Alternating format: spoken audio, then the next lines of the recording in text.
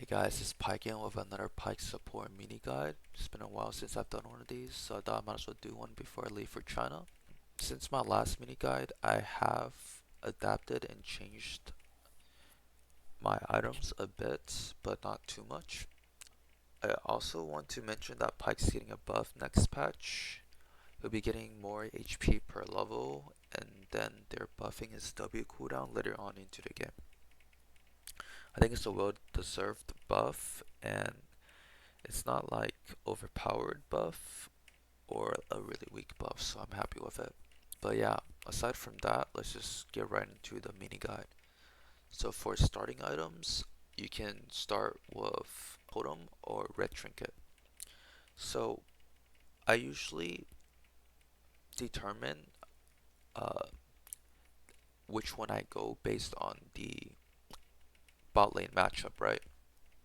So if you're able to choose, most likely you want to start red trinket. If you're playing standard, then go warding totem. I also adapt my runes based on this factor as well. So typically most Pyke players go zombie ward, right? Because it synergizes well with Umbro Glaive and your Oracle Lens. This way you can get Bush Prio, and later on you can get stacks of zombie wards from your Umbro Glaive. So that's why zombie ward is a very popular option. However, Ghost Pro has been very slept on, and I think it's sleeper OP. If it's a cheese matchup where you're winning and you can cheese, for example, I recommend starting, instead of going Oracles, I recommend starting Warding Totem combined with Ghost Pro. So what this allows you to do is you can cheese, but you can also drop a ward as soon as you get into lane, where the enemy jungler can potentially gank you level 2 or level 3. The reason why you immediately drop the ward is because of Ghost Poro, right? Once your ward expires, Ghost Poro will remain there for 90 more seconds, and this covers the level 3 or level 2 cheese gank from the enemy jungler. Um, yes, you can say that what if the enemy wards a lane brush? Well, if you're cheesing, you're stronger level 1, so most likely they won't even walk up to ward the lane brush. And even if they see you in the lane brush, if you sweep it, they know that you know. So all that does is, you get some XP, and that's about it, right? So I think it's more beneficiary to have Ghost Poro so you can cheese, play aggressively while having, vision for any potential cheese ganks from the enemy jungle. And then obviously there's Oracle Lens for the zombie ward if you're playing standard. This also ties into um, your support starting item. So Sickle is usually good for cheesing. This is because it gives 1 extra AD early, and it gives mana so you can play aggressively, and you get to complete your support item faster, aka you get more gold out of the item. The only drawback for this item is you can't get level 2 or level 3 prio, and obviously you don't get the HP regen. So the reason why this is good when you're cheesing is because you're not fighting for level 2 prio, because you'll indirectly get level 2 prio regardless if you have Sicko or Shoulder Guard if you're cheesing, because essentially when you cheese you get the HP advantage, and you don't want to push, you want to let the wave push into you. This way you can essentially like create a freeze, right? And once you get level 2 you can look for an EQ, but if they're under the tower, obviously that's a lot harder to do. And even if they do get level 2 first, you already got the HP advantage from level 1, so they won't pose a threat. Whereas if you start shoulder guard, you're fighting for that level 2, right? Whoever hits level 2 gets that level 2 power spike first, and you get that advantage because you can, force a fight level 2 and get the HP advantage and then zone them. And lastly, for the starting items, we have the HP potions. Um, I I have been trying, well, not have been trying, but I tried going one potion with the sickle strat when cheesing because you're not really doing any losing trades. But sometimes that does backfire, so nowadays I just go two potions regardless of the matchup. But I still think going one potion into if you're cheesing is it can save you 50 gold, right? Because usually I always have one potion left after cheesing. So that's optional. You can go one or two. It's safer to go two. And then for our first slash second base primary components, we obviously have the longsword. Longsword is essential for Pyke since it practically builds into all your lethality items. We have boots, obviously another primary core item for Pyke and most champions, right? Sometimes even if you have 350 gold, boots might be better if you plan on roaming or if the matchups or that you're facing against is really skill shot heavy. So into like Ezreal, Vel'Koz, Lux. Boots could be better than longsword since it allows you to dodge abilities, right? And it also is nice even when ahead, so you can chase them down. So just take that into factor whenever you have like 350 gold and you're like, oh, I bought one longsword already. Is another longsword really worth it over boots, right? And then we have refillable potions. I've been buying less of these lately because I feel like it's not. I sell my refillable potions very frequently, very early. So I've been buying it less if I'm super ahead, and you know I just play safer, right? Then obviously we have the control ward. I think control ward is super essential for Pyke and any support really. Um, it can actually get you a lot of kills. You place a control ward in lane brush, for example, it acts as a permanent sweeper, so you can get rid of enemy wards. But it also can be served as a bait, right? Enemy tries to clear the control ward, you can be in another brush, just waiting for them to clear it, and get a free hook and probably a kill if you're ahead. Control ward can also be used defensively as a permanent ward, well, until they clear it for the enemy jungler. It can also be used, obviously, to clear wards, but you can just use it to deny vision, right? So you place it for your jungler to gank you, and you don't hit the ward, right? You just place it, and your jungler can come and gank. Then we have the less popular options. We have cloth armor and the magic mantle, I believe, right? So cloth armor for armor, and then magic mantle for MR. Then we have the base item upgrades. It's basically these components upgraded. So long sword can be upgraded to Dirk or Hex Drinker. Usually you want to go with Dirk early. Hex Drinker can be bought into early if you're into like a double AP bot and maybe an AP jungler in AP mid maybe. Then you can rush it. It's really good, obviously. Otherwise, it's usually like a second or third item. Then Also, a super unpopular item is Bramble Vest. I usually buy this only into Soraka. So I prefer this into Soraka because it'll always be procced, right? And it gives you armor, which they will most likely always have an AD on the enemy team. Um, I like this over um, what's the other item called? Executioners, because executioners requires you to actually hit them, right?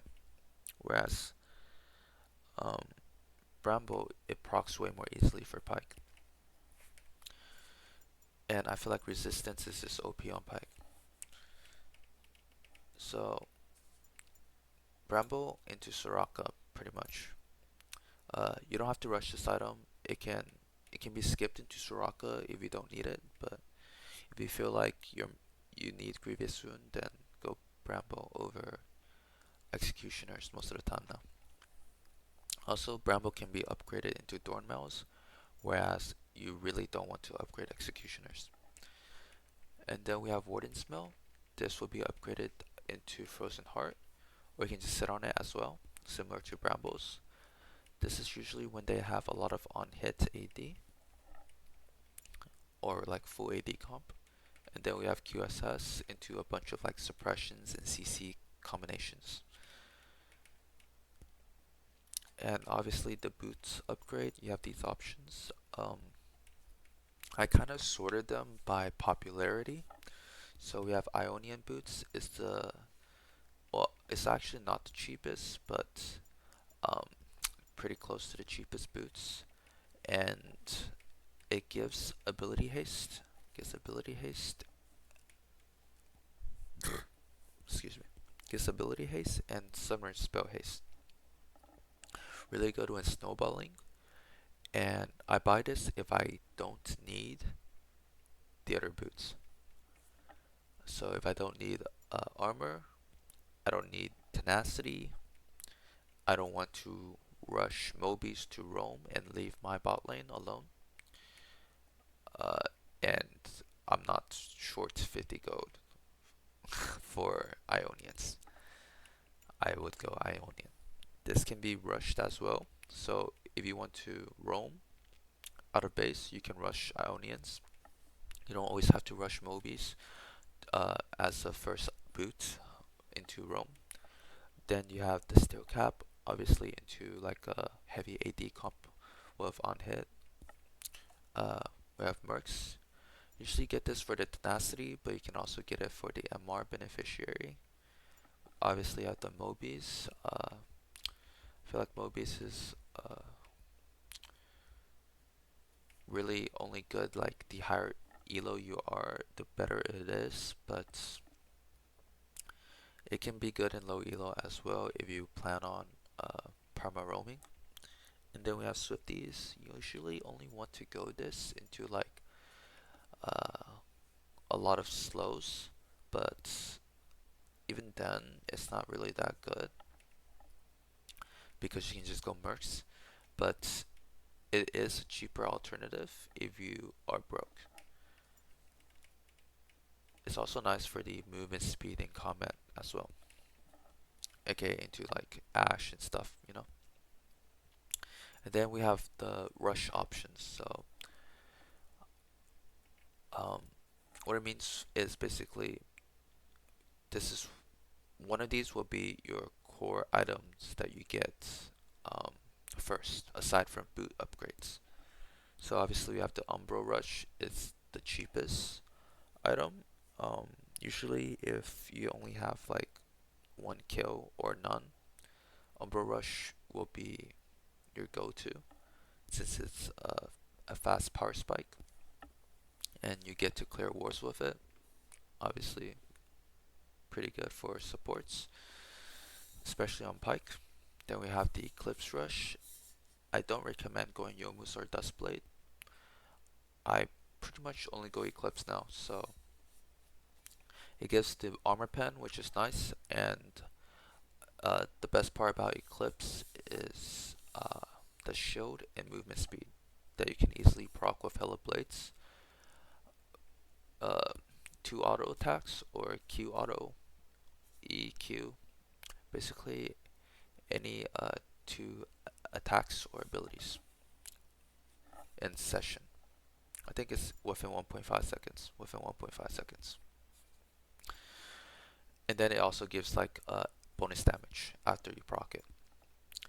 And then a less popular option would be rushing Eclipse.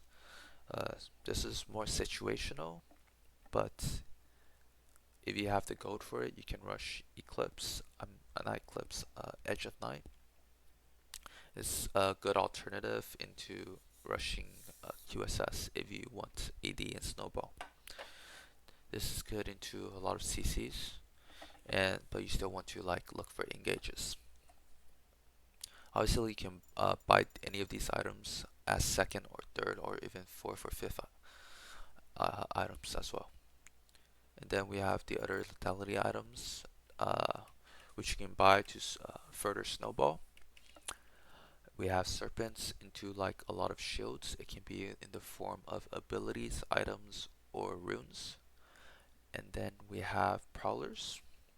This prowlers is the strongest second item uh, after a mythic into snowballing. This is usually if you want to like spam kill the ADC or the support or even the mid or jungle, but usually not the top since they're tanky, right?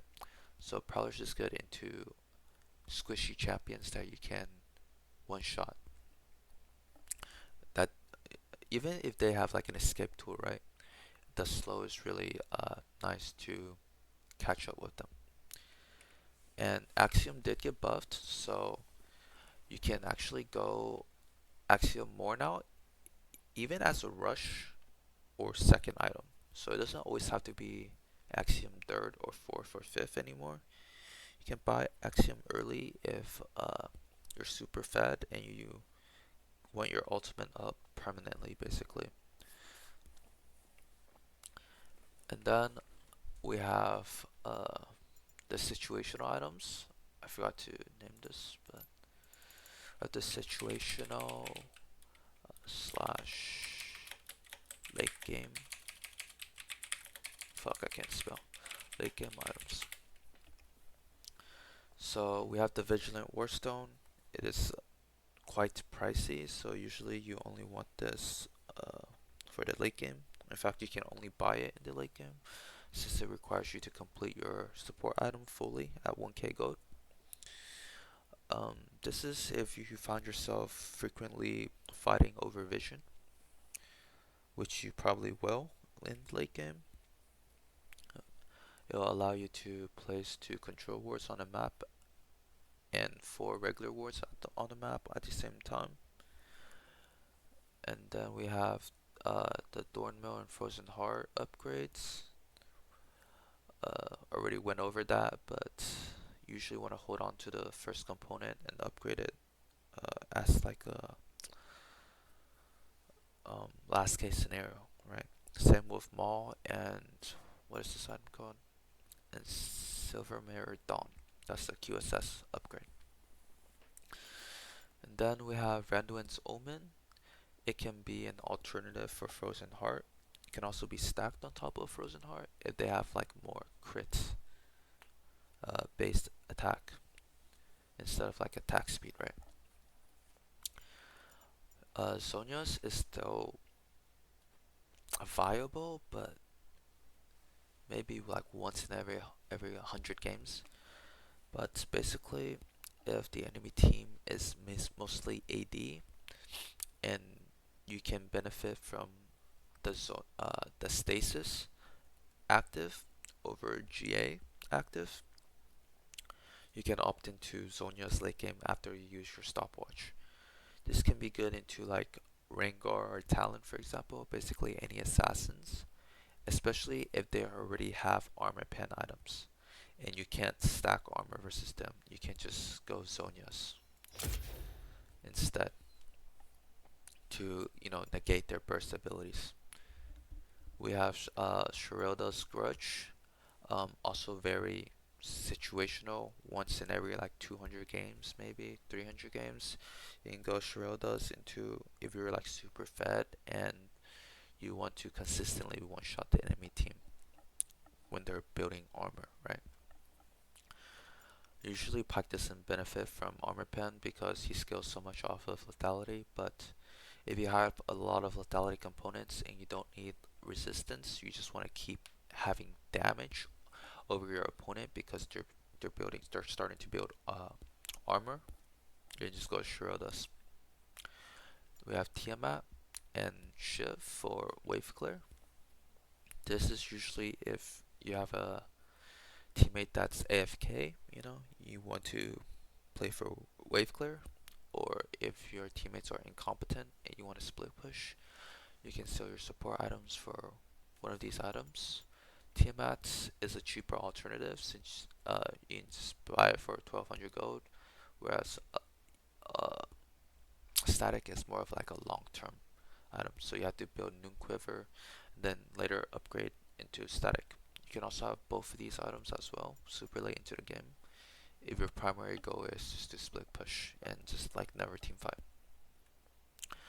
And then obviously you have the elixirs here.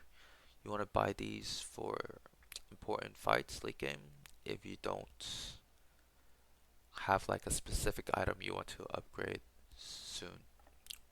Like if you're like 500 gold off of an, another legendary item, then you usually don't want to buy elixir. But we have the red elixir for max damage, and then the iron elixir of iron for tenacity. And the HP also converts to AD, so good amount of AD and tenacity, max AD. That concludes the items. I do also want to go over the runes since they kind of link into the items. So for runes, I'm currently using like 4, but uh, the two main ones are reactive runes and proactive runes. So for reactive runes, that's basically if you're going standard, you can still go Sicko here, but usually you want to go, what's it called, Shoulder Guard. So since you're playing standard, uh, you won't be doing any cheese, right? Um, you still obviously want to get lane prio if you can, unless the enemy jungler is strong early and your jungler is weak early and they're not pathing towards you. So we have Hello Blades, standard, Cheap Shot, standard, Zombie Ward, standard. You're not chasing, so you're starting Trinket. Well, actually, you can start Totem, drop it in lane if the enemy bot lane is stronger than yours, which most likely they will be. That's why you're playing reactive. You drop it in the middle lane brush, you recall, and you swap for red trinket. This way they can't choose you. Or they can, but you'll know that they're choosing you if they decide to. If they're not, you at least have a ward in the second brush. That'll last for a little bit. Then just, you have your Oracle Lens for the zombie ward later on. And the reason you swap to Oracle Lens instead of keeping your totem is because you'll be letting them push into you most of the time, so you won't be needing your ward. And then I've tried Ulti Hunter with this page, but usually it doesn't really make a difference. Whereas Treasure Hunter is super impactful if you can get uh, a couple of takedowns, and you can really snowball this rune. So Treasure Hunter, and then combined with Triumph and Tenacity, you can actually get a lot of gold for just playing passively, right? You play passively and eventually you'll get takedowns, so these gold will make up for not being aggressive early. And obviously Tenacity is really important, but you could swap out for Alacrity, but that's only if they have like 0 CC. The reason I go Precision for Reactive Rune instead of, your standard Bone Plating Unflinching is because like I said, you'll be playing safe, so you won't be doing a lot of trades. You'll be relatively healthy. You really don't need the bone play unless they have like a lot of assassins and burst, and you can opt out for bone plating, I guess. But I definitely urge you to try this first because it's been really effective for me. And then you go the double adaptive into armor or MR. Then for proactive, it's basically bone plating and unflinching, right? You'll be trading a lot more, so you get more value out of bone plating. And instead of zombie ward, you go ghost burrow. Since you want to cheese, you drop that ward, it'll cover for the enemy jungle cheese ganks. And then same thing, double adaptive, and you can go armor or MR based on the matchup. And then we have the more super situational rune page. So for this, you can go resolve or precision based on the matchup. If they have burst, you can go bone plating. If not, you can go precision and benefit from Triumph's gold, because Triumph's gold usually ends up giving you more gold than Treasure Hunter, which is pretty OP if you think about it. You're basically getting two Treasure Hunters. But yeah, you can go resolve or the precision secondary. But the primary change for this is Ingenious Hunter. So if they have a lot of CC and I know I'm going,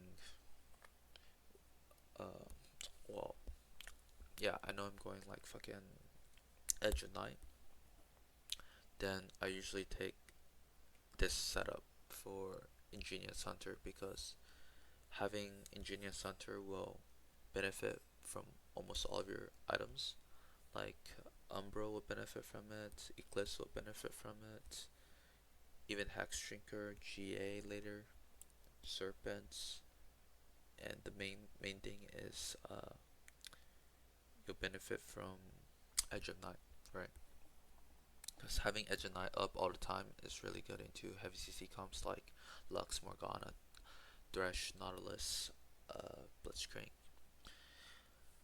So into those kind of matchups where I know I'll be building like certain items, like mainly Edge of Night, I just go Ingenious Hunter. Also, like your Trinket will also benefit from it.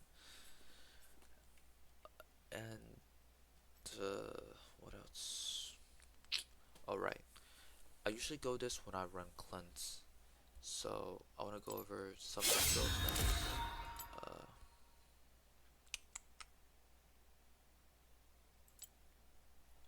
So the standard is Ignite Flash, but you can also opt out for Cleanse Ignite, and I mean not Cleanse Ignite, Cleanse Flash and Exhaust Flash.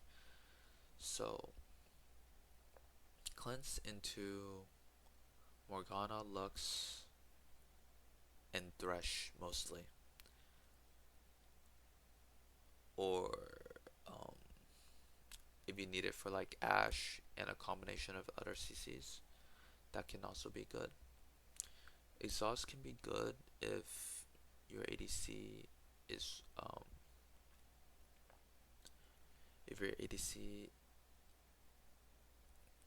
like needs extra support, I guess. It can be good into Ashe, namely, because she's pretty strong right now. It's pretty rare you go exhaust, but if you can't play like aggressively and you want to be like more defensive, you can go exhaust. It can also be a good combo to like exhaust someone for a free hook since they're slowed. You can also E-exhaust, but I've been going mostly Ignite Flash and Cleanse Flash. So you go to my match history. Like my last game, I went cleanse. This was into a Morgana, and I also saw that they had Nico, so I went cleanse. If it was only Morgana, no other CC, it probably would just go. I'd probably go exhaust here actually, because most Ezreal players on my team are just like dogs and they play hella safe, so I won't be fighting much. And then obviously Morgana has this potion, right? And exhaust is really good into Zeri. She goes in, you pop exhaust, she's useless. Um, I could also go ignite here if I want, but those two are viable. But I decided to go cleanse because of Morgana Q, and then Nico snare.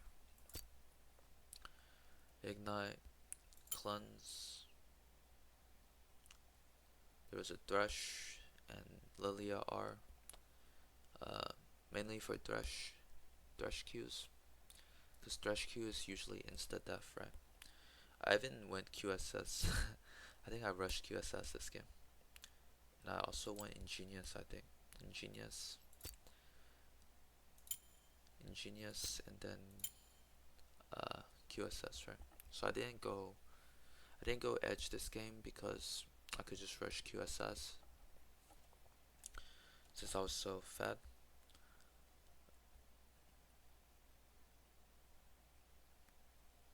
But yeah, cleanse this game, ignite, ignite, exhaust.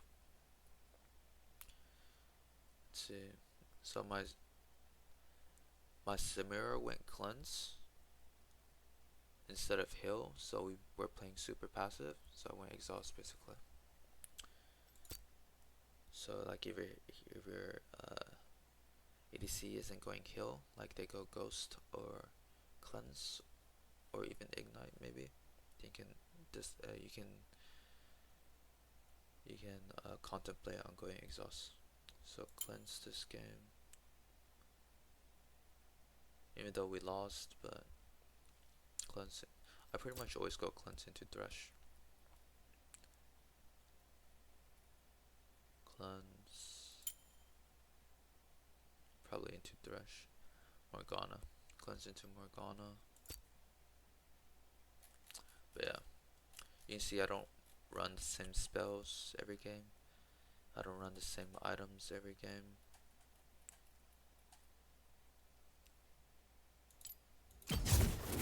Also, Randuin's is getting buffed next patch. I think. I think it's next patch. I think it's 300 gold cheaper. So considering buying that item more often now. But yeah, that concludes the mini guide.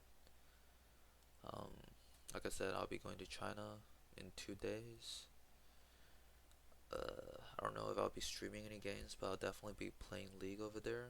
So most likely record the games and upload it to YouTube for sure. But I'll try to stream if I can. Hope you enjoyed the guide. Peace out.